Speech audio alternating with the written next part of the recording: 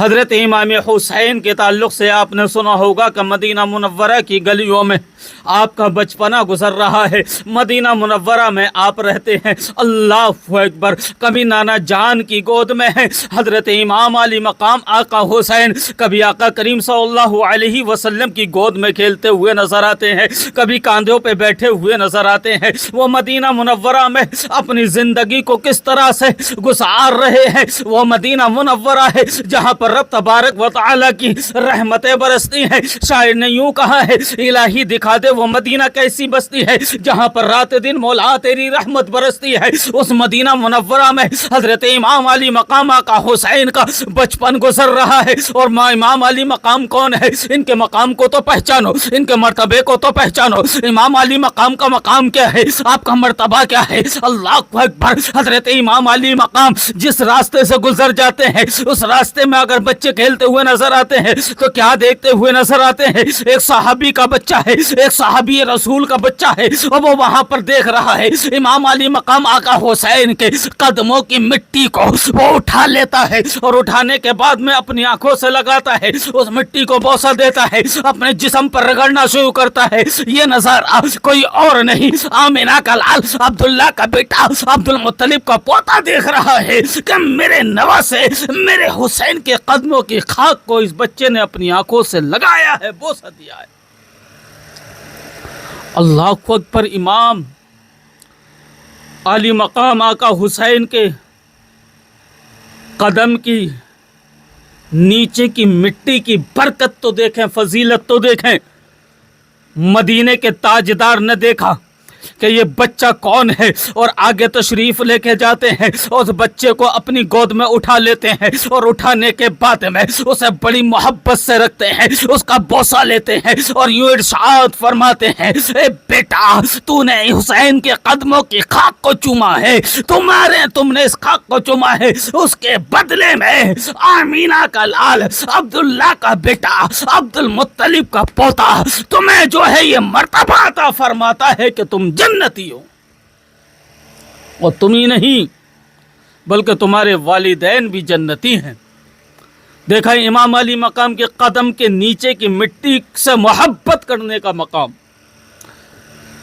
اللہ اکبر، امام علی مقام کون ہے؟ مدینہ منورہ میں آپ کا بچپن گزر رہا ہے، وہاں کھیل رہے ہیں، اور ایک وقت ایسا آ گیا جس کو مدینہ منورہ چھوڑنا،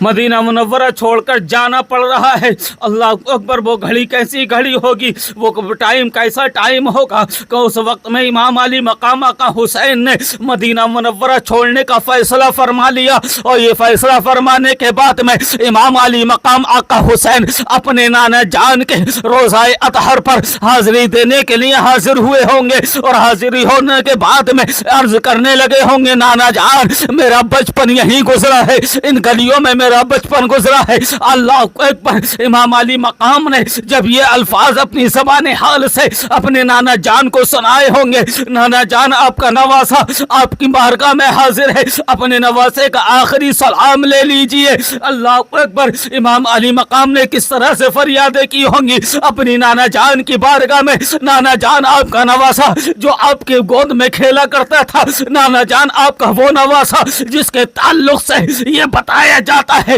نانا جان آپ کا وہ نواسا اگر عرض کرنے لگے، نانا جان مجھے بچہ ایسا ہی چاہیے جیسا اپنے بھائی حسن کو دیا ہے، تو جنگل کی ہرنی دوڑی چلی آئے اور یہ کہنے پر مجبور ہو جائے کہ ہرنی اپنی گود کو اجڑنا تو برداشت کر سکتی ہے لیکن حسین کی آنکھ میں آنسو برداشت نہیں کر سکتی۔ امام علی مقام نے نانا جان کے روزے پر جب حاضری دی ہوگی، اور حاضری دینے کے بعد میں جب عریضہ پیش کیا ہوگا، نانا جان اپنے نواسے کا آخری سلام قبول کیجئے، آپ کا نواسا مدینہ چھوڑ کر جا رہا ہے، یہ مدینہ چھوڑ کر جا رہا ہے جہاں بچپن گزرا ہے، جہاں بچپن کی یادیں گزری ہے، نانا جان وہ مدینہ چھوٹ رہا ہے۔ اللہ اکبر، نانا جان کی بارگاہ میں جب آپ نے سلام پیش کیا ہوگا، اور سلام پیش کرنے کے بعد میں یہ عرضی رکھی ہوگی، نانا جان یہ مدینہ چھوڑ کر جا رہا ہوں، نانا جان آپ کو بھی یہاں چھوڑ کر جا رہا ہوں۔ اللہ اکبر، مدینہ چھوٹ رہا ہے، نانا جان اپنے نواسے से हुसैन का